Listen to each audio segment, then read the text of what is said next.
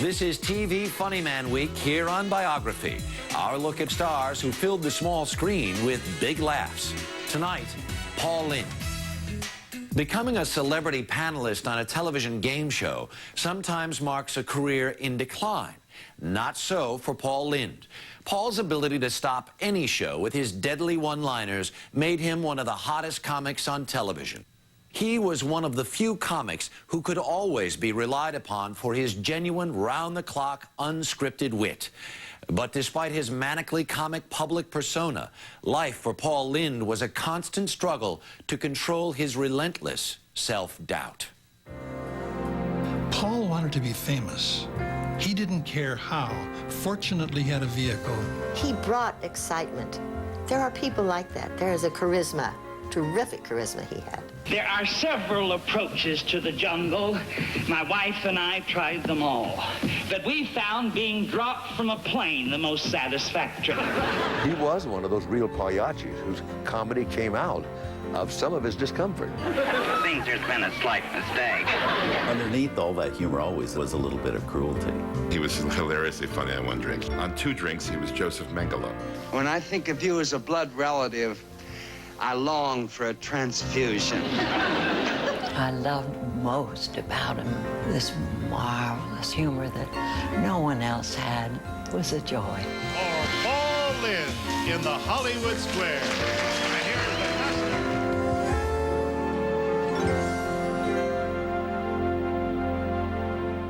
the Mount Vernon, Ohio, a small town in the heart of the Midwest with a population of no more than 15,000.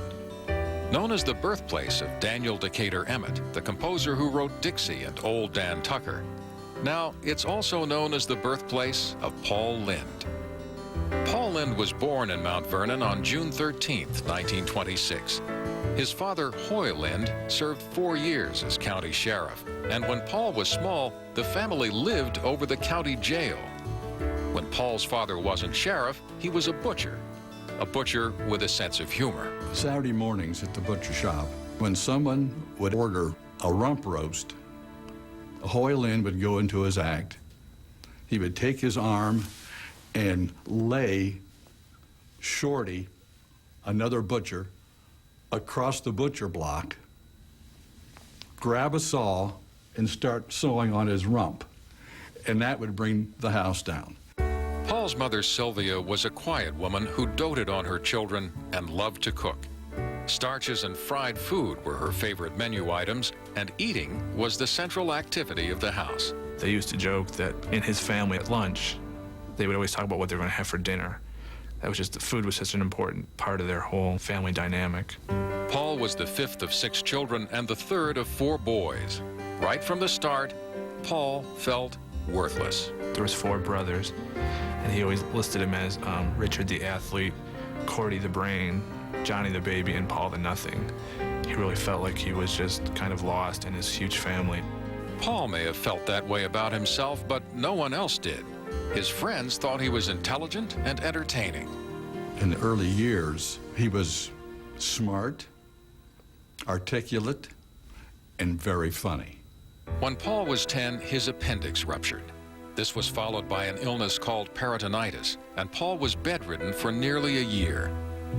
During this time, his mother lavished him with her Midwestern cooking, and Paul gained over 100 pounds. When he entered high school, he weighed 260 pounds. In later years, he would say he looked like Kate Smith's niece. He worried about his weight apparently all the time in high school. And he told me that when he was playing in the school band, the uniform wouldn't fit him because he was a big kid. And he played the bass drum in the band because he could put it over his uniform and they wouldn't see that it didn't fit. He just became the proverbial fat kid of his class. And in order to compensate for that and find his own identity, he just became the fat clown of the class. He knew that he could use his weight for laughs. Paul fostered his comedy style with his friends, a gang of kids on the fringes of the class who entertained themselves with sadistic satire, as Lynde described it, and pranks such as selling family furniture when their parents were out of town. One of the members of this gang was a girl named Marilyn. Paul considered her his girlfriend, but he liked her more than I think than she liked him. We always had good times together. Paul and his friends went to the movies a lot. Paul himself often spent entire Saturdays in the theater. He was actually obsessed with movies. He really wanted to just be rich and famous, and he thought the only way he could do it was to become a movie star. Paul was so obsessed with wealth that as a kid he would sit on the steps of a mansion near his house and wave at passing cars, pretending he lived there. Paul took his passion for movies and acting to school, where he performed in a number of school plays. When that opportunity came to go out on that stage, he loved it. You could just see that it was part of his makeup. Oh, he was a good actor, but not in the leading roles. And I think that goes back to the weight problem. After school, Paul worked in his father's butcher shop. He hated washing out the chicken coop and cleaning the chickens, but he enjoyed working Saturday mornings when all the meat orders were called in and he could joke with the customers. He had little respect, however, for his father's chosen profession. He was embarrassed that his father was a butcher. He would like to have his occupation more elevated, so he always referred to him as a cattle surgeon. He felt that came across a notch or two higher. Paul was not a great student, but a speech teacher at his high school was impressed with his writing and acting ability. She encouraged him to apply to her alma mater, Northwestern University's Speech and Drama School. Paul's father disapproved. He didn't want his son to go into show business. But Paul enrolled there anyway in the fall of 1944, and his father came through with the tuition. We were both 17 and freshmen at Northwestern at speech school. And of course, it's such a large school that we didn't meet right away. And finally, a young fellow came to me and said, "Is your name Lynde?" And I said, "No." And he said, "Well, there's a fellow here looks just like you." I said, "Oh, okay."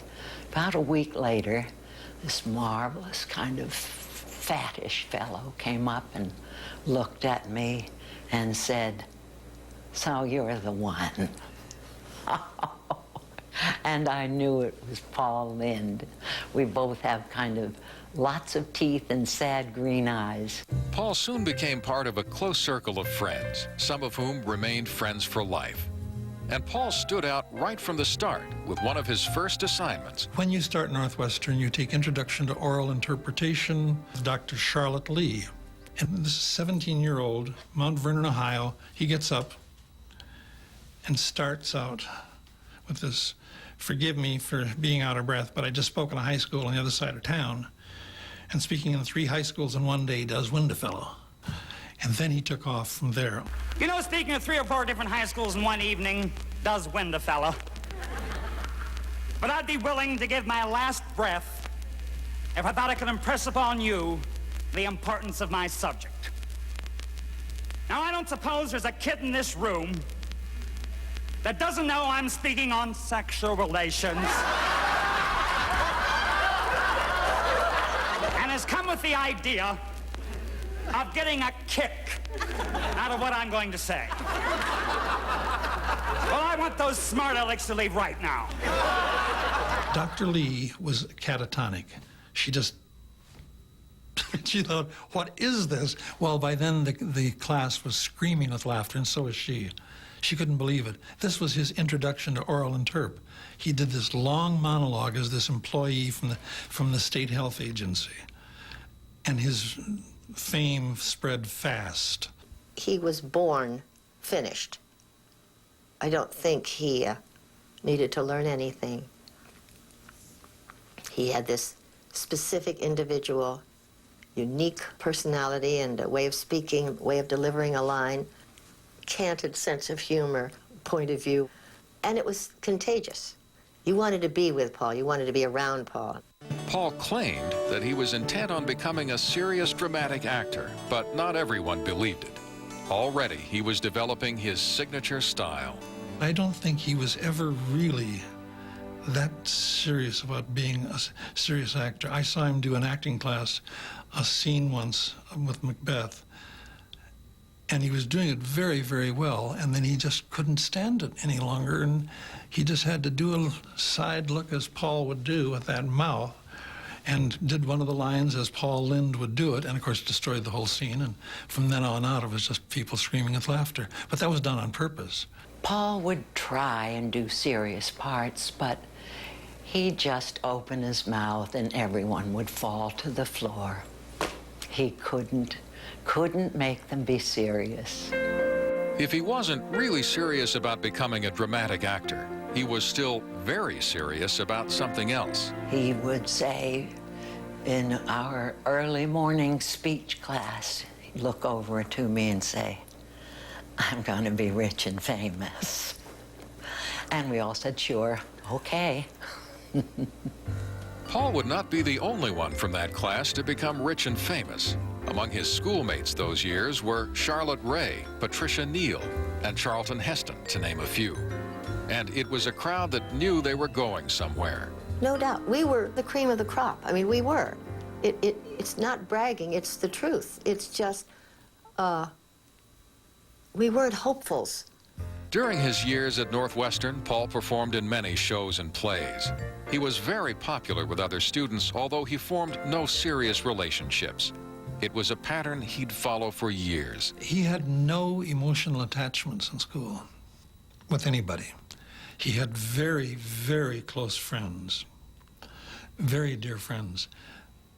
But there was a shield around him, and no one could break through that shield.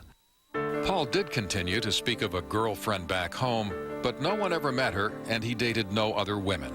His closest friends soon figured out he was gay. But it was the kind of thing you didn't talk about. And the reason were, in those days, the answer was very simple. You go to jail, get kicked out of the university. It wasn't worth it. In 1948, Paul Lynde graduated barely from Northwestern, carrying with him the honor of being named Best Actor of the Year. Now, he was ready to take on New York. Paul Lynde graduated from Northwestern in 1948 and immediately set out for New York, ready to take Broadway by storm. And he already had somewhat of a head start.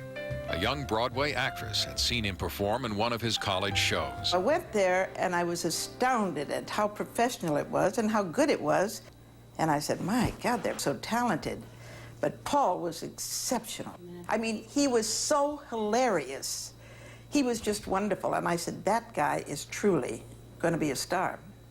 Kate armed him with a number of introductions to theatrical agents and producers.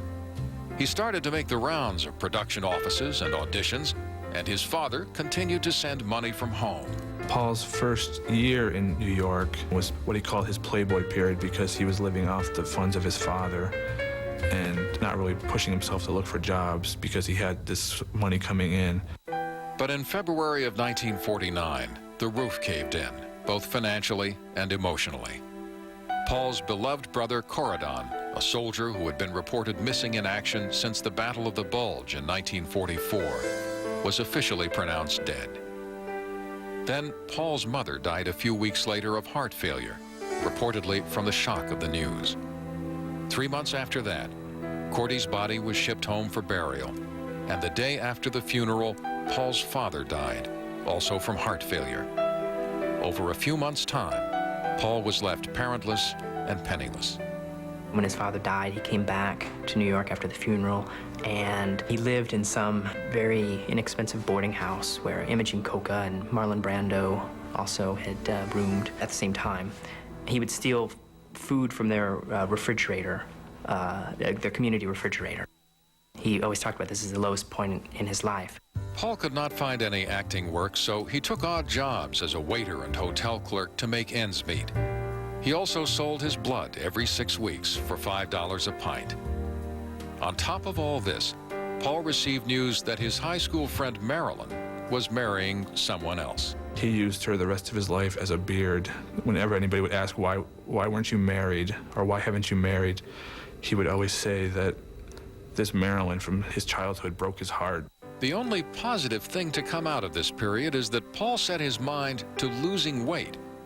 he realized he was not getting roles because of his appearance. So over the course of 2 years, he lost almost 100 pounds. First time I saw him after college, about 2.5 years later, I was blown away. I barely recognized him. He was a very handsome guy. But this would not mark the end of Lynde's battles with weight.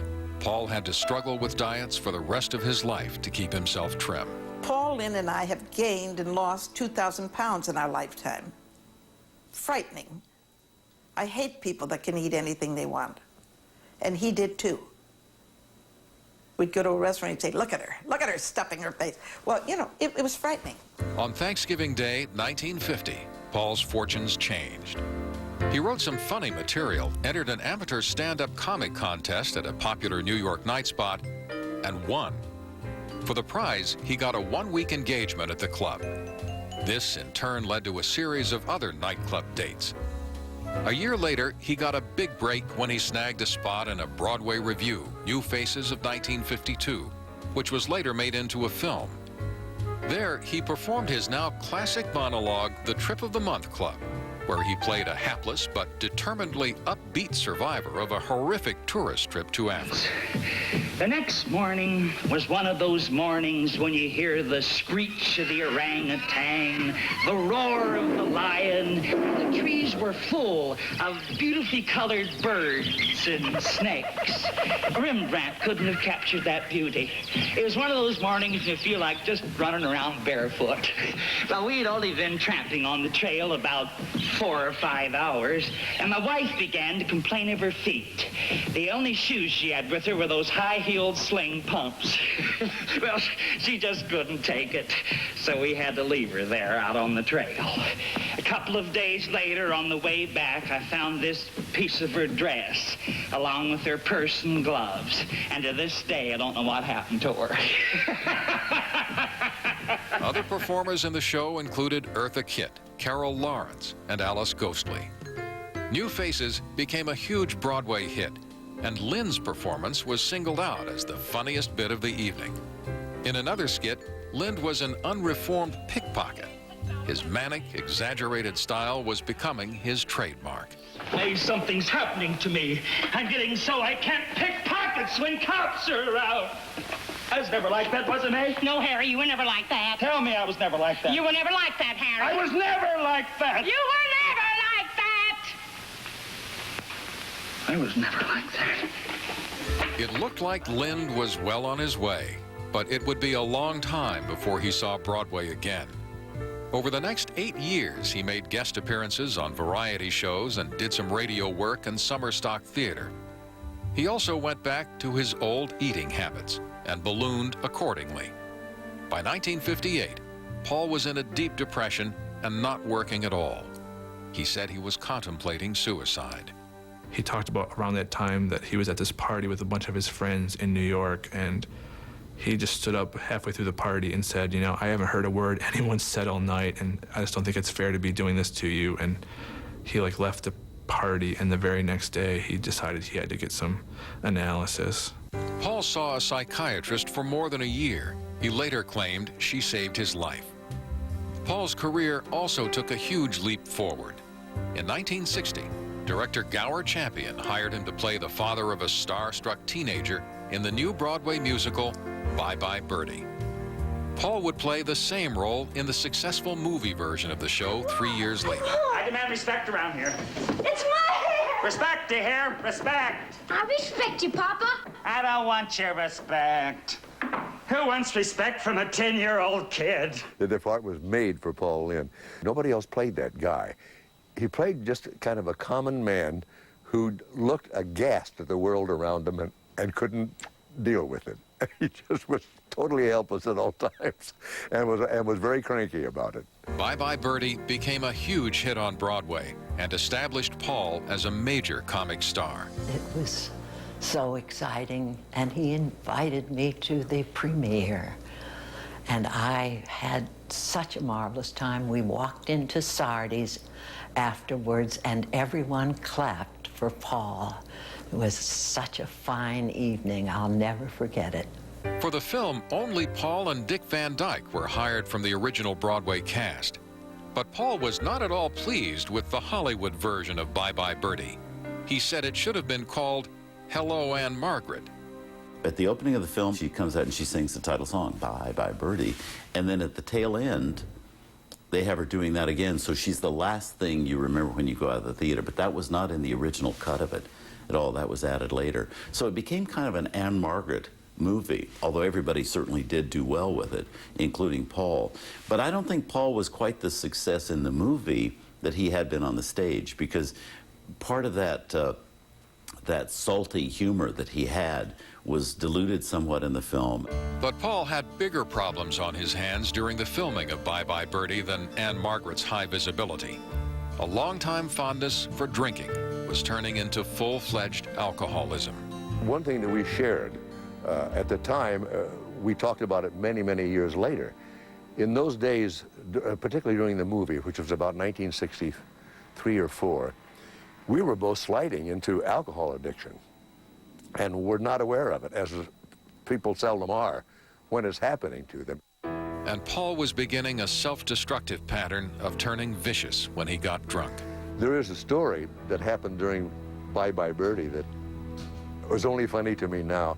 He wanted to meet Hal Prince, the Broadway producer. He idolized him, thought he was a genius.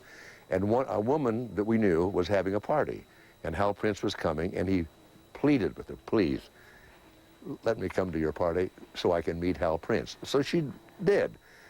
And he met Hal Prince and immediately backed him against the wall and cut him to ribbons. I mean, just absolutely slashed him to pieces. He had gone over the hump there with his drinking and became his nasty self. Well, the next day, he was beside himself. He said, oh, my idol, I love that man. I just tore him to pieces. So he called this woman and once again pleaded, please, I have got to make amends. You've got to let me make up to this man. So she did, had him back, and he did the same thing again. He did it, backed him against the wall and slashed him. He couldn't help himself. It's too bad that Hal Prince did not have a sense of humor about it, and I understand that he didn't. With the success of Bye Bye Birdie, Lynde decided to make a permanent move to Los Angeles. He was done with the theater world for now, and he was ready to see what Hollywood and television had to offer. By the time Paul Lynde was 36, he was well on his way to becoming a celebrity. His star turn in Bye Bye Birdie led to the recording of a comedy album and regular spots on shows like The Perry Como Show. Over the next few years, he appeared in minor roles in films like Under the Yum Yum Tree and Beach Blanket Bingo. His role in The Glass Bottom Boat was significant, if only because it was his first and only film appearance in drag. May I have this dance? Officer? Would you? I've been watching you all evening. You've been acting very suspiciously, especially around the buffet table. The buffet table. And you haven't taken a bite. I do. Well, I'm trying to, It was a funny scene. I think it also illustrates, though, how limited Paul actually was as a performer, and one reason perhaps why he didn't do better films and wasn't embraced by better directors is because he did the same thing over and over again. Lynde continued to make guest appearances on variety shows throughout the 60s. He also guest starred in many television series, both dramas and sitcoms, although his roles were always comedic, never serious. People didn't want that. They wanted the comedy. I mean, that was his thing. And I think he could have done individual parts that were serious. He had that depth, but he didn't have the opportunity. Instead, Paul was forging a lucrative career as a character actor, most notably on series like The Munsters, I Dream of Jeannie, and Bewitched. He was originally hired on Bewitched to play Samantha's driving instructor. Would you like to join me in a cup of coffee? You think we can both fit?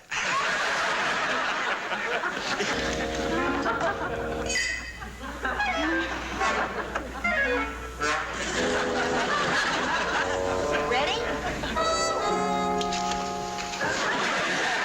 Ready.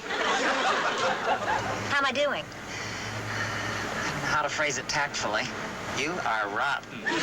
Elizabeth Montgomery enjoyed Paul so much that the show created the regular role of Uncle Arthur for him. My life has no meaning. I have loved and lost. Oh, my stars. A broken-hearted clown. Laugh, clown. No one knows your heart is broken. Even though you're only make-believing. Laugh, clown, laugh.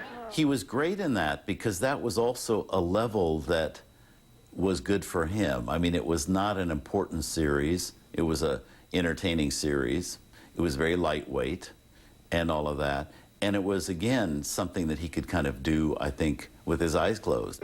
Director William Asher and his wife, Elizabeth Montgomery, became Paul's best friends, and he spent an enormous amount of time with them. But Paul still found it hard to be close to very many people. For the most part, he remained aloof. His persona on camera and on stage was totally different. He actually was very introverted, very, very shy around people. He had a very close-knit group of friends, but that was about it. And Paul's drinking problem was getting worse. After a few cocktails, that genial, funny guy that people saw on television lost all control and became very mean, sometimes violent. I lived in an apartment building next to where he lived, and I remember one night there was this big kerfuffle in his apartment, this noise and crashing and sound, and the police were called. He'd had somebody over for dinner, and during the course of the dinner, they'd started breaking up the apartment, and so the police took them off to jail. So that was Paul. I mean, he was volatile and crazy always. A few years after Lynde moved to Los Angeles, his life did appear to be settling down. He bought a house that was formerly owned by Errol Flynn and spent a small fortune renovating and decorating it. He was, however, quite neurotic about protecting it when friends came to visit. Paul had gorgeous taste, stunning taste in his decorating. Everything was perfect. And I remember taking an ashtray from one table to another. Don't touch it. I thought, okay. Paul's most public and, by all accounts, most successful relationship was with his dog, Harry McAfee, who was named after Paul's character in Bye Bye Birdie. He adored his dog and brought him everywhere. The rest of his love life, however, remained extremely private. Everyone in Hollywood knew that Paul was gay, but no one ever talked about it. It wasn't spoken of as much in those days. People didn't go around saying, hello, I'm gay. You know, I'm Spartacus. It wasn't any of that. But, I mean, I think everybody knew. And if they didn't know just to meet him, once they sussed his living situation, you know, they knew. I mean, there was always some, you know, cute guy named Chad standing around holding a martini glass.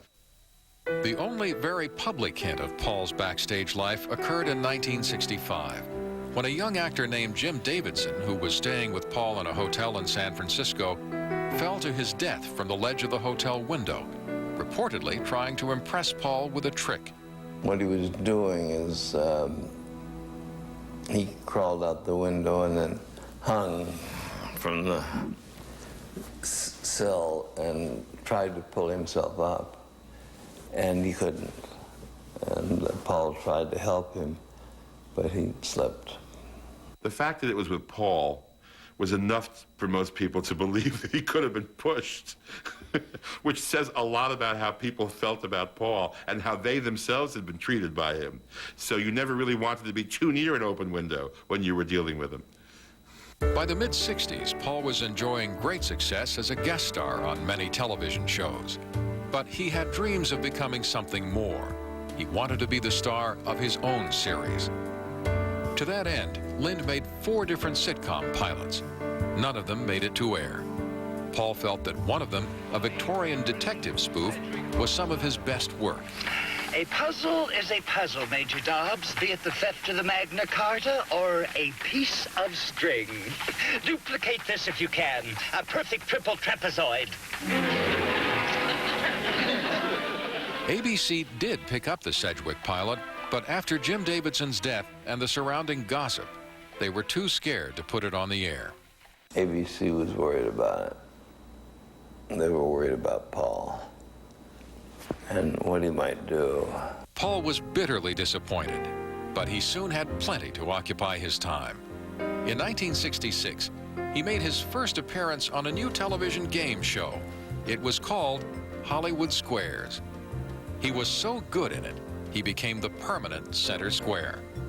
It turned out to be the longest-lasting role of his life, and even though he didn't write his own material, the format was perfectly suited to his humor. Queen Elizabeth generally swings her umbrella behind her back, and immediately something happens.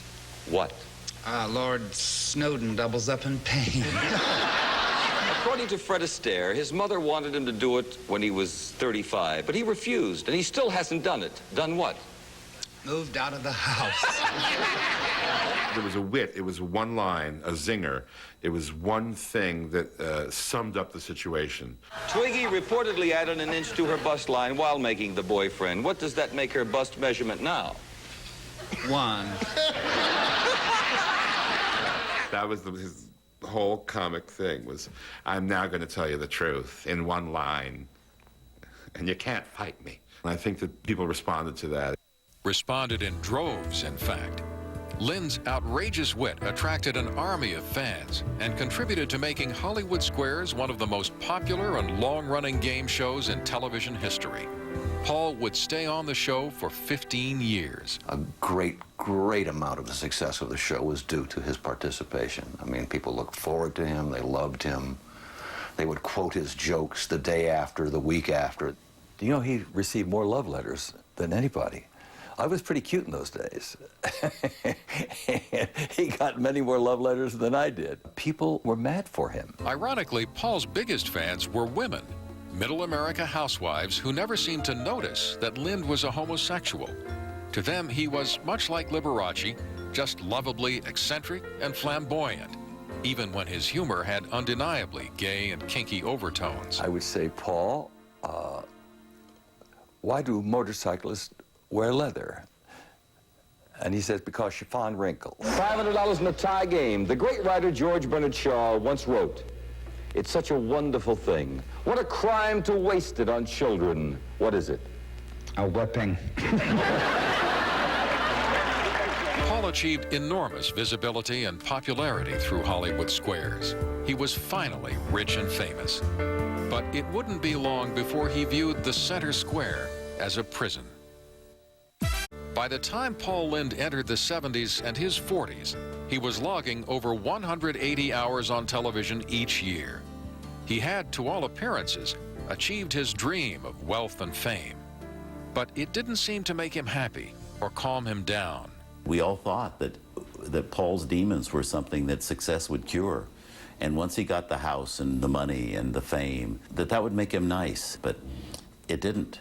He only got more volatile and more complicated as time went on. For one thing, success never eliminated his insecurity. The fat boy from Ohio still felt like the fat boy from Ohio. He never knew how talented he was. He never knew how handsome he was. He never knew how sexy he was. And he was all those things, but I felt bad because he never really acknowledged it about himself, you know. Paul even questioned how funny he was. In the early nightclub days, if only because of poverty, he had written all his own sketches and monologues. Now he required a writer wherever he went, and that included his zingers on Hollywood Squares. True or false? Some airlines now give you a thorough frisking before permitting you to board the plane. Well, that's the only reason I fly. All his material was written for him.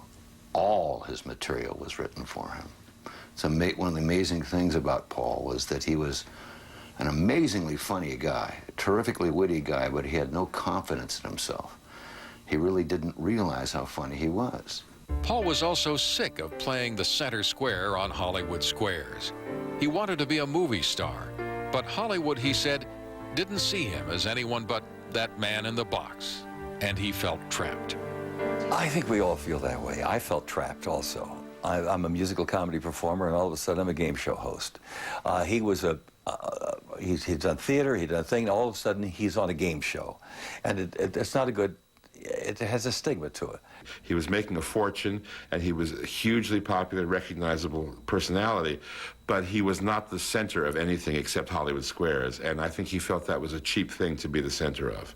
Paul did have some opportunities to break out of the box. In 1972, he starred in his own sitcom, The Paul Lynde Show. Martha, sex is not for housewives.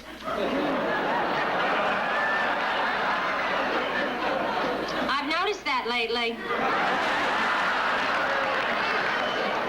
This time, he played an uptight attorney and father who has to battle a liberal-minded son-in-law. And once again, the character was quintessential Paul Lynde. I'll tell you what you've just done.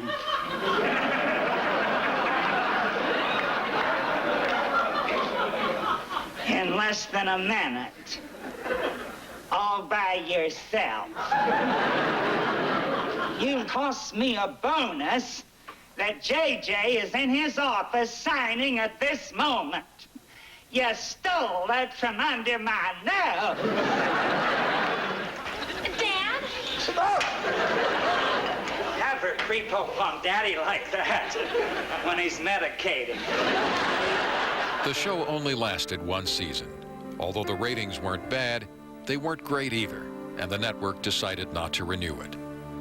He's like chocolate mousse. You like a taste of it, but you can't have it for the whole meal.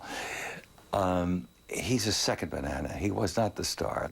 Paul's failure as a leading man may have contributed to the biggest problem he had, drinking, which was becoming ever more public during the 70s. In 1974, he was arrested in Ohio after yelling obscenities at a patrol officer. In 1978, he was arrested in Salt Lake City for public intoxication. He was picked up for drunk driving on numerous occasions. And that wasn't all. This one evening he went out to a big, huge gay bar in Columbus, Ohio. And he got exceedingly drunk.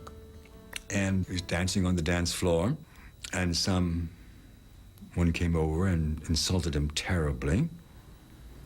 He just put a cigarette out on the person's cheek. That was shocking. I think he was very, very sorry after that. Friends began to withdraw from Paul. Even those who considered themselves close friends felt that it was just too difficult and hurtful to be around him when he drank. He'd say to me, "You're never going to get anywhere. You're too overweight." And I thought, well, I don't need this. Every time he comes over and has dinner, he gets drunk. He burned the carpet one day, and I thought, well, hey, I'm not making your kind of money. Don't burn my carpet. So, you know, I didn't want to take any more abuse from him. But he was a very exceptional person. I don't think anybody ever stopped loving Paul, even anyone who might have been attacked by him. You just loved him. People were passionate about him. He evoked great loyalty and sorrow if he did something that was horrible. Paul no longer made much of an effort to disguise the fact that he was gay. Although he never officially came out of the closet, he came pretty close. An interviewer once asked him in the late 70s why he wasn't married, and he said, "What, do you live in a cave?" Paul's romantic attachments were problematic, however. He spent a lot of nights cruising gay bars, both in Los Angeles and on the road. He had many boyfriends, but he never seemed to hang on to them for very long. Oh, I met several nice fellows. The important one was Pablo, the artist from Brooklyn, and spoke Spanish, knew very little English, and had no idea who Paul was. He was a lovely man. By the time the end of the 70s rolled around, Paul was very rich and very well known. He was also chronically unhappy and lonely. It was time, way past time, for a fresh start. By the end of the 70s, Paul Lynde was in his 50s and heartily bored with Hollywood Squares. Even though he had no other work lined up, he decided to leave the show. He left halfway through the season, and he got no offers whatsoever. And the producers realized that the ratings just dropped like unbelievably, and they said, "We have to get him back somehow." They finally made a deal with him, and he got more money, and deservedly so. He should have gotten more money. He came back When he returned to the squares, Paul shared co-star billing with Peter Marshall. The show was now in syndication, and it lasted another year.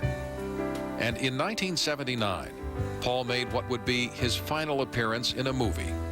He played the role of Chief Nervous Elk in The Villain. What in it for? Nervous elk.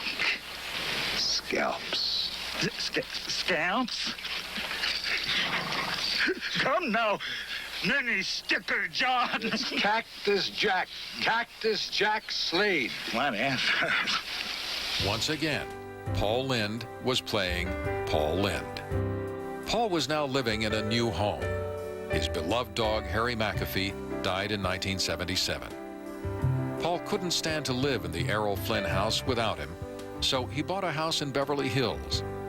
Once again, he spent a lot of time fixing it up, and once again, he was weirdly protective. He had a big open house party, and he wouldn't let us in the house. We ate outside. I don't want anything messed up. I said, are you crazy? But he was eccentric. Let's just say he was eccentric. And I adored him. I really did. But much more significant changes were happening in Paul's life. He was finally fed up with his offstage activities. After years of boozing, he decided to clean up his act. He decided to give up alcohol. He had become completely sober, and I think he beat me to it by a bit, and he would call me up to see how I was doing. And he would tell me how good it felt, and how alive and well and alert he felt. In 1981, Hollywood Squares ended its 15-year run, and Paul started to think about what to do next. He was considering a move back to New York when he took a small part in a hidden camera comedy show. One morning, the producer and crew came to pick him up for a shoot. It was midday and the newspaper was in the driveway, and my first reaction was, oh man, he's not home. He never came home last night. He's out playing or doing something, and he's screwing me. And later that evening, I heard from the Beverly Hills police, who, you know, he had been discovered. He was home all right, but he was dead. Paul had died in bed of a massive heart attack. He was only 55 years old. I met his doctor a week after Paul had died, and Dr. Packard said that with the autopsy, Paul had a heart of an 85-year-old man. And that was that story. But because it was Paul Lynde, Hollywood was rife with sordid tales of a male hustler at his deathbed, poppers and drugs littering the bed. None of these stories appear to be true. What was true was that before his death, Paul Lynde had finally turned his life around. It made me so sad because he was just beginning to live a life where he got up feeling good in the morning and looking forward to the day, and then he died. He was just a very talented man. He was a man who will always be remembered as a comedy genius. I'd like if you'd all like to hear this poem that he wrote that I think is one of his funniest. The title is Trouble in the Tulip Bed. I don't know what to say. A tulip talked to me today. I was trimming the hedge, quite near the mountain ledge when Quite near the mountain ledge, when lo and behold, my blood ran cold. Yes, a tulip screamed at me today. It was my favorite, the one I call Blanche. She puckered up her petals and screamed, avalanche! Yes, a tulip saved my life today. Now, you may not think this quite so much, but you see... But you see, most tulips speak Dutch. The latest version of Hollywood Squares began airing in syndication in the fall of 1998. Occupying the center square now is actress Whoopi Goldberg, carrying on the tradition of delivering wisecracks that are sometimes snooty, sometimes kinky, but always funny. Somewhere, Paul Lynde is smiling, or at least smirking. Tomorrow, as TV Funny Man Week continues, everyone knows his name. He's Ted Danson, star of 2 hit TV comedies in his remarkable career. That's Ted Danson, Thursday. For Biography, I'm Harry Smith. Good night. A&E Home Video proudly presents the biography you've just seen for $14.95 plus shipping and handling. To order, call 1-800-423-1212 or visit our online store at biography.com. Now, they're criminals keeping murder in the family on American Justice, next on A&E. For the web's best bios, log on to biography.com.